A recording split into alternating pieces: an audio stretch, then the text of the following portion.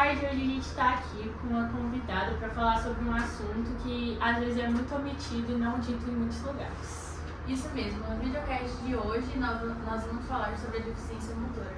Para isso trouxemos uma convidada que convive com essa deficiência. Pode se apresentar.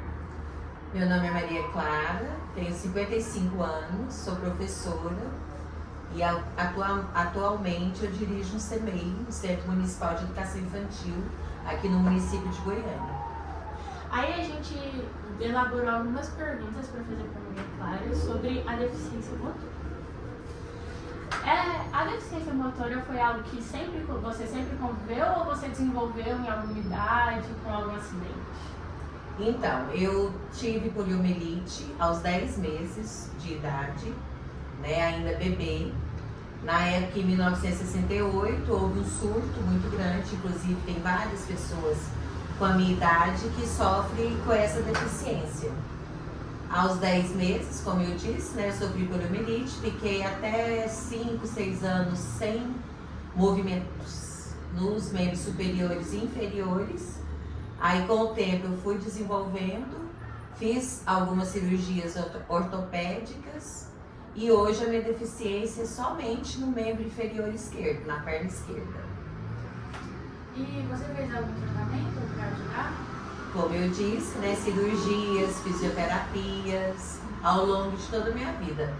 A minha última cirurgia foi aos 14 anos, muito sucesso, né, porque aí eu voltei quase todos os movimentos e ficou apenas algumas sequelas. Só uma coisa antes. É uma paralisia, né? O nome científico é poliomielite, mas mais conhecida como paralisia infantil. A paralisia infantil não é uma doença que você tem uma vacina? Na época não era comum? Então, há controvérsias, né? Porque a minha mãe diz que eu tomei a primeira e segunda dose e no intervalo da segunda dose com a terceira que eu sofri o surto, né, da época. Só que alguns médicos duvidam dessa fala da minha mãe, dizendo que ela talvez tenha esquecido de me dar a terceira dose. Ok, agora a gente quer saber se durante o período escolar você sofreu algum tipo de discriminação, bullying por parte dos seus colegas. Aí é muita história. Com certeza, porque a minha deficiência era bem severa, né? Eu andava com a perna esquerda pro lado de dentro e flexionada. Então, desde pequena, eu sofri bullying na escola. Também por conta de uma promessa religiosa da minha mãe, que além da deficiência eu usava só branco. Ela fez uma promessa para eu usar branco até os 16 anos. Só que aí um padre tirou essa promessa e eu voltei a usar uniforme, roupinhas coloridas. E a minha vida inteira, até os 14 anos, eu sofri bullying. Eu era chamada de mula manca, manqueba, né? Vários, mas os dois que mais me marcaram são esses dois: mula manca e manqueba. E após esse período da escola, para você entrar no mercado de trabalho, você enfrentou alguma dificuldade, um preconceito? Nenhum. Aí eu desenvolvi algumas potencialidades que até a psicologia, a pedagogia explica que porque eu coloquei foco em estudar, em formar, né, em ter uma formação e muito ativa. Essa deficiência motora nunca me anulou de algumas questões de desafios, né, na realidade. Então, eu trabalhei como vendedora, trabalhei como professora, como auxiliar de escritório, várias outras. Já tive uma empresa de eventos, trabalhei com buffet, com assessoria, cerimonial e nunca me impediu.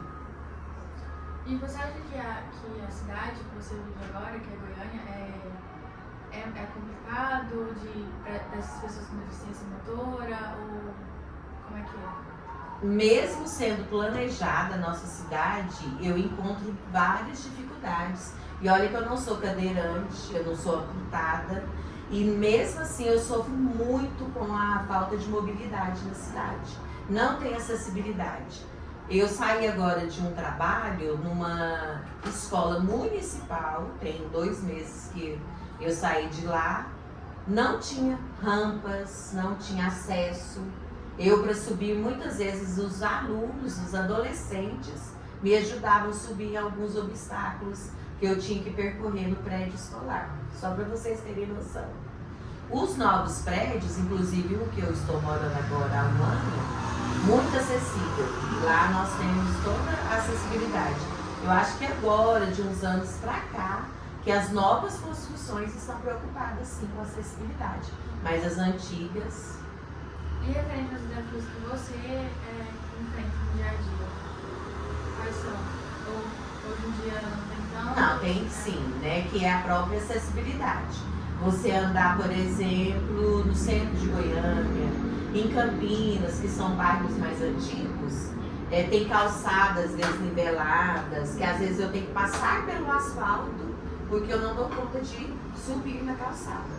Então eu ainda enfrento algumas dificuldades. Para chegar aqui não, por ser um edifício novo, tinha rampa de acesso, né? Eu não precisei de subir degrau. Mas nos bairros mais antigos da nossa cidade, em outros, por exemplo, eu estive agora em Ilhéus, na Bahia, é uma cidade muito antiga, eu sofri, né, com a falta de acessibilidade. E o que você faria ou mudaria para que essas pessoas com deficiência motora fossem mais inclusas em geral, tipo, diminuir as dificuldades delas? É o pensar como elas, né? Por exemplo, o engenheiro, o arquiteto, o político, eles têm que pensar, têm que ter esse olhar para a pessoa, não só com deficiência motora, mas as demais deficiências.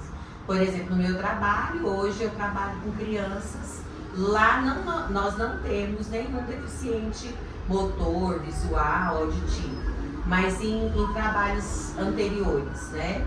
Eles não pensam na construção, eles não pensam em políticas públicas para o deficiente. Então eu mudaria isso, né? Pensar em políticas públicas. Então, gente, esse foi o videocast com Maria Clara sobre a deficiência motora. Espero que vocês tenham